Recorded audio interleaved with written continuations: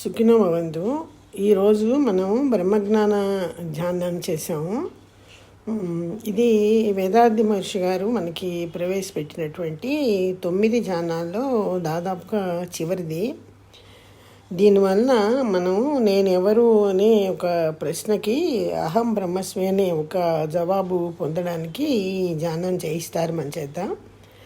ఈ ధ్యానం వల్ల భగవస్థితి యొక్క తన్మార్పు అనబడే సెల్ఫ్ ట్రాన్స్ఫర్మేషన్ని పూర్తిగా అవగాహన చేసుకునే అవకాశం మనకు ఏర్పడుతుంది.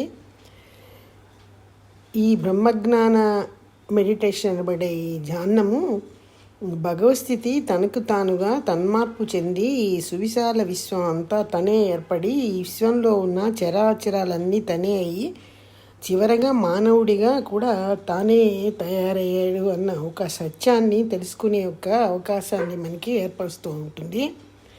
దీన్ని మనం తెలుసుకోవాలని వేదాద్రి మహర్షి గారు దీన్ని మనకి అందించారు. ఇటువంటి జ్ఞానాన్ని పొందడం అన్నది ఈ వేదాద్రియంలో చాలా ముఖ్యమైన భాగము. నిజానికి ఈ బ్రహ్మజ్ఞాన జ్ఞానం మూలస్తంభం లాంటిదే వేదాద్రియానికి. వేదాధ్యయంలో ఉన్న సభ్యులందరూ కూడా అసలు ఈ తన్మార్పు సిద్ధాంతాన్ని ఈ తన్మార్పుని ముందుగా అవగాహన చేసుకుంటే మిగతా మనం చేసే ఇంట్రాస్పెక్షన్స్ కానీ ఫిజికల్ ఎక్సర్సైజెస్ కానీ ఎందుకు చేస్తున్నాము అన్నది పూర్తిగా మనకి అవగాహన అవుతుంది. బేసిక్గా ఈ ధ్యానాన్ని దీనికి సంబంధించిన వివరణని మనం తెలుసుకోవాలి. ఇప్పుడు మనం చేసిన ధ్యానంలో చివరిగా ఒక పాట ఉంది. ఆ పాటలో కూడా పూర్తి తన్మార్పు అనబడే సెల్ఫ్ ట్రాన్స్ఫర్మేషన్ తెలియజేస్తూ ఉంటుంది. మొదటిగా దీన్ని మనం తెలుసుకోవడానికి ఈ బ్రహ్మము అనబడే భగవంతుణ్ణి ఆల్మైటీ అని, అబ్సల్యూట్ స్పేస్ అని, గ్రావిటీ అని వివిధ నామాలతో పిలుస్తూ ఉంటారు. ఈ వేదాద్రి మహర్షి గారు దీన్ని అబ్సల్యూట్ స్పేస్ అంటున్నారు. శుద్ధ పరబయలు అంటారు తెలుగులో.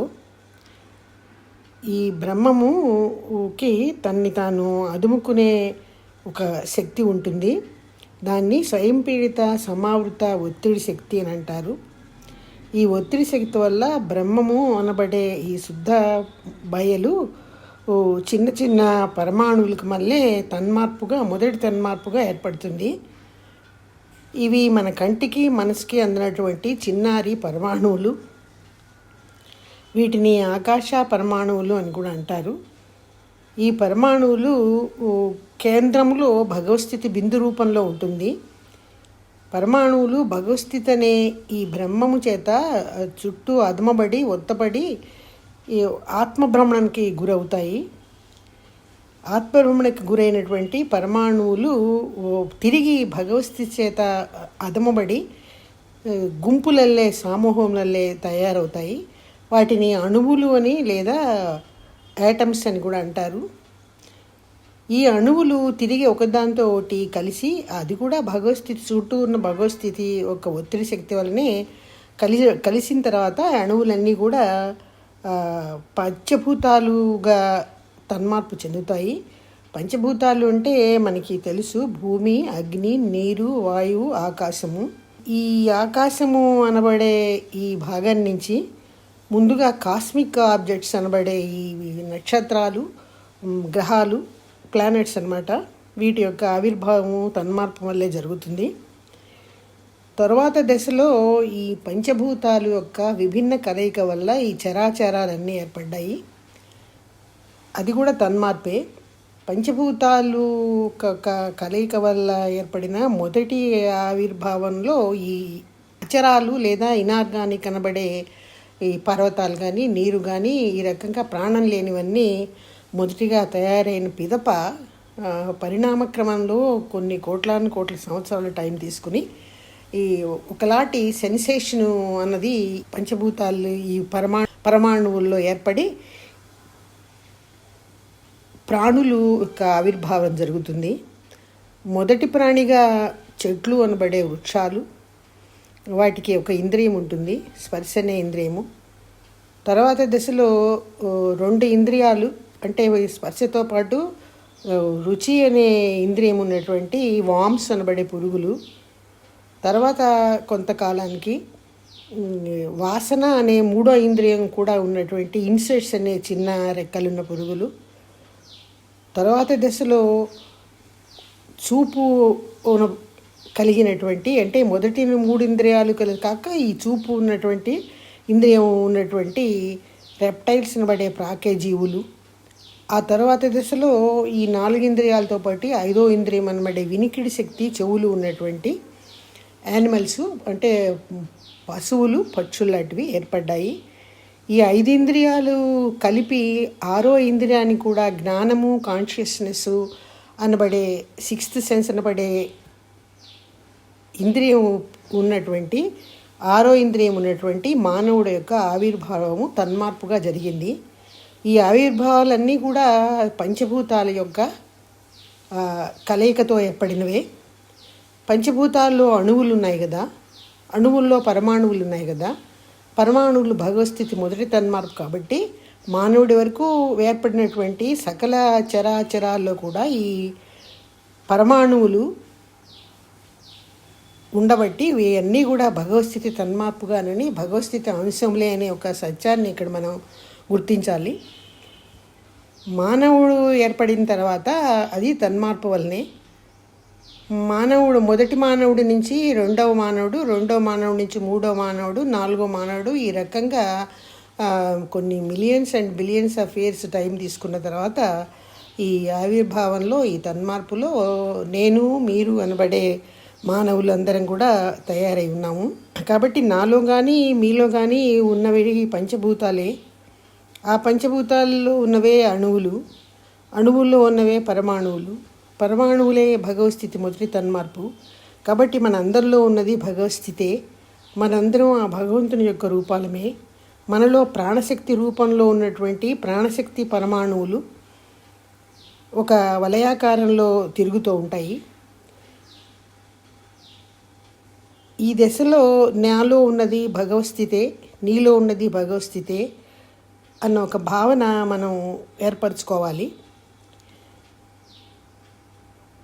ఈ భావనతో ఏమవుతుందంటే మనం ప్రతి వ్యక్తిలోనూ కూడా, చరాచరాల అన్నింటిలోనూ కూడా, ప్రతి వస్తువుల్లో కూడా ఆ భగవస్థితి మొదటి తన్మార్పుగా ఏర్పడినటువంటి ప్రాణశక్తి లేదా ప్రాణశక్తి పరమాణువులు ప్రాణుల్లో ఒత్తి శక్తి పరమాణువులు, అచరాలు ఇనార్గానిక్లో చూడగలిగితే అన్నింటి పట్ల ఒకలాంటి ప్రేమ అన్నది, అభిమానం అన్నది, భగవంతుని చూడడం అన్నది మనకి ఒక అలవాటుగా వచ్చేస్తుంది. దీనివల్ల మనం ఏం తెలుసుకుంటున్నామంటే అహం బ్రహ్మస్మి, అంటే నేనే ఆ బ్రహ్మ యొక్క రూపాన్ని, నాలో ఈ శక్తి పరమాణువులు, ప్రాణశక్తి పరమాణువులు ఉన్నాయి, భగవంతుని తన్మార్పువి అని ఇది తెలుసుకోవడం వల్ల అహం బ్రహ్మస్మి అనే ఒక భావన ఏర్పడుతుంది. అంతేకాకుండా ఎదుటి వ్యక్తిలో కూడా మనం ఆ భగవశక్తి పరమాణువుల్ని చూడగలుగుతున్నాం కాబట్టి తత్వమసి అనే ఒక భావన కూడా మనకి పూర్తి అవగాహన అవుతుంది. ప్రతి మనిషిలోనూ కూడా ఈ ప్రాణశక్తి పరమాణువులు ఒక వలయాకారంలో తిరుగుతూ ఉంటాయి. ఇదే మానవులందరిలో ఉన్న ప్రాణము. ఈ గుండ్రంగా తిరుగుతున్న శక్తి పరమాణువులు మానవ శరీరంలో కూడా ఉన్నటువంటి భగవస్థితి చేత ఈ ప్రాణశక్తి పరమాణువులు అదోంబడి నొక్కబడతాయి. ఆ రెండింటి మధ్య ఉన్న ఘర్షణ ప్రాణశక్తి పరమాణువుల నుంచి ఒక అలాంటి అయస్కాంత అలలు బయలుదేరుతాయి. వాటిని జీవకాంతము అంటారు. ఈ జీవకాంతము మానవ శరీరంలో కేంద్రీకృతమై, డెన్స్ అయి, కాన్సన్ట్రేట్ అయి ఒకచోట సెంటర్లో కేంద్రీకృతం అవుతుంది. దీన్నే జీవధాతు కేంద్రము అని అన్నారు. జెనెటిక్ సెంటర్ అంటారు. ఆత్మ అని పిలువబడేది కూడా ఇదే. ఈ జీవధాతు కేంద్రంలో ఉన్నటువంటి ప్రాణశక్తి పరమాణువులు జీవకాంతము, డెన్స్గా అయినటువంటి జీవకాంతము కాక శుక్ల శోణితాలు అనబడేవి, అంటే మనం తీసుకుంటున్న ఆహారం సతధాతువులుగా మారి చివరి ధాతువుగా శుక్ల శోణితాలు అనే ఒక ద్రవం కూడా ఈ ఆత్మ లేదా జెనెటిక్ సెంటర్లో ఉంటుంది. ఇది మనం పునరుత్పత్తి చేయడానికి కావాల్సినటువంటి ఎగ్ అండ్ స్పర్మ్ అన్నమాట. అంటే పురుషుల్లో ఉండే పురుష బీజము, స్త్రీలలో ఉండే అండము కూడా ఈ శుక్ల శోణితాలే.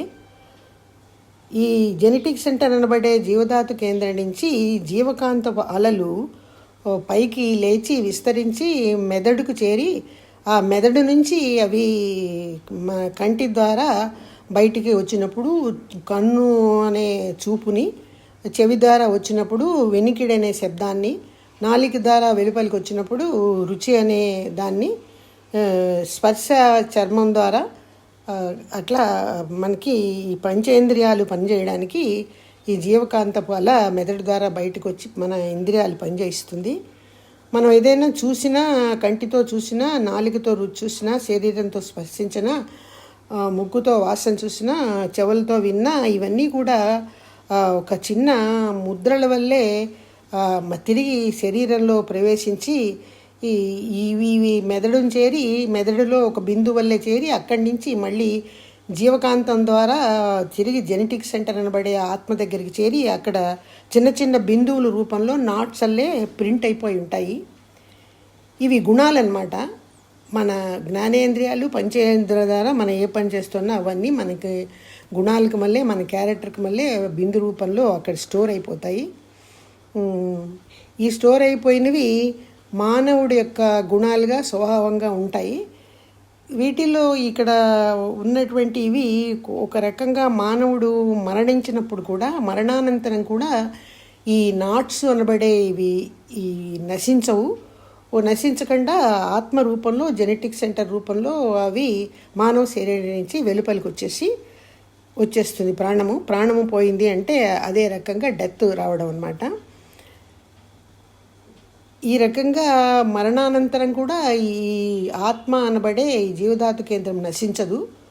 దానిలో ఉన్నటువంటి సంచిత కర్మలు కానీ, ప్రారంధ కర్మలతో కానీ నశించకుండా అది బయటికి తీసుకొచ్చేసుకుంటుంది అవన్నీ తనతో. ఈ రకంగా జరిగినప్పుడు మనకి ఇక్కడ పూర్తిగా అవగాహన అవుతున్నది ఏంటంటే, భగవస్థితి యొక్క తన్మార్పు వలన చిన్న చిన్న పరమాణువులు మొదటిగా ఏర్పడి అవే వివిధ దశల్లో, అనేక దశల్లో చాలా సంవత్సరాలు, కోట్లాది సంవత్సరాలు తీసుకుని మానవుడి వరకు విస్తరించి వ్యాపించి వచ్చాయి. మనిషిలో ఉన్నది కూడా ఈ శక్తి పరమాణువులే. వీటినే ప్రాణశక్తి పరమాణువులు అంటారు. ఇదే భగవస్థితి అన్న ఒక భావంతో మనం నేనెవరు అన్న ప్రశ్న వేసుకుంటే అహం బ్రహ్మస్మి అనే ఒక చక్కటి జవాబు మనకి లభిస్తుంది. ఈ భావన కలిగిన వెంటనే నేనే భగవంతుణ్ణి అనే ఒక అహం అనే మనలో పెరగకుండా మనం ఈ భగవశక్తిని మన చుట్టూ ఉన్న వ్యక్తుల్లో, చుట్టూ ఉన్న పరిసరాల్లో ఉన్న వస్తువుల్లో, చరాల్లో, అచరాల్లో అన్నింటిలో కూడా చూడగలగాలి. అలా చూసినప్పుడు నేనే కాకుండా నువ్వు, నీ చుట్టూ ఉన్న వ్యక్తులు, మనుషులు, ఈ ప్రపంచంలో అన్నీ కూడా నక్షత్రాలు, ప్లానెట్స్ అన్నీ కూడా భగవస్థితి తన్మార్పులే కాబట్టి అన్నిటా భగవంతుని చూడగలిగినప్పుడు అందరి పట్ల ఒకలాంటి ప్రేమ అన్నది మనలో కలుగుతుంది. ఈ ప్రేమ పెరిగిన తర్వాత దీనివల్ల మనం ఎదుటి వాళ్ళకి ఏదైనా ఇబ్బందుల్లో ఉన్న వాళ్ళకి సహాయం చేయాలి, ఆదుకోవాలి, వాళ్ళకి రక్షణ ఇవ్వాలి అనే ఒక కరుణ కూడా కలుగుతుంది. ఈ ప్రేమ, కరుణ ఆవిర్భావాలు ఎప్పుడైతే మనలో ఆవిర్భవిస్తాయో దానివల్ల ఈ వస్తు విషయ వాంఛల మీద ప్రేమ తగ్గిపోతుంది. ఈ ఐహిక బంధాల మీద అభిమానం కూడా తగ్గిపోతుంది. ఈ కరుణ, ప్రేమ ఆవిర్భావాలతో ప్రపంచంలో ఉన్నటువంటి అనేక మందికి, ఇబ్బందుల్లో ఉన్న వాళ్ళకి, కష్టాల్లో ఉన్న వాళ్ళకి, దీనులకి, అనాథులకి, వృద్ధులకి, ఆర్ఫెన్స్కి, అంగవైకల్యం ఉన్న వాళ్ళకి ఏదో ఒక రకంగా అందరికీ సహాయం చేయాలి అని ఇది కలగడమే కాకుండా తప్పకుండా చేసే స్థితి, పరిస్థితి కూడా మన అందరిలో కూడా ఏర్పడుతుంది. దీన్నే బ్రహ్మజ్ఞానము అన్నారు.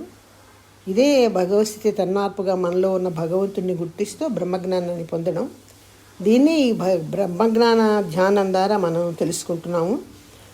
తెలుసుకుని దీన్ని ఆచరించి ఆచరణలో పెట్టి మనందరం ధన్యులు అవ్వాలని, భగవంతుడిని యొక్క శక్తి, ప్రాణశక్తి పరమాణుల రూపంలో మన అందరిలో ఉందని, ప్రతి వాళ్ళల్లో కూడా అదే ఉందనే ఒక సత్యాన్ని గుర్తిస్తే ఈ సద్భావంతో మనం మహర్షి గారు మనకు అందించినటువంటి ఫిజికల్ ఎక్సర్సైజెస్ కానీ, ఇంట్రాస్పెక్షన్స్ కానీ, కాయకల్ప కానీ చేయగలిగితే తప్పకుండా సక్సెస్ పొంది ఆ పరమాత్మ దశగా ప్రయాణం చేసి ఆయన్ని దర్శించుకోగలిగి ఆయనలో ఐక్యం అవ్వగలిగే శక్తి కూడా తప్పకుండా ఏర్పడుతుంది.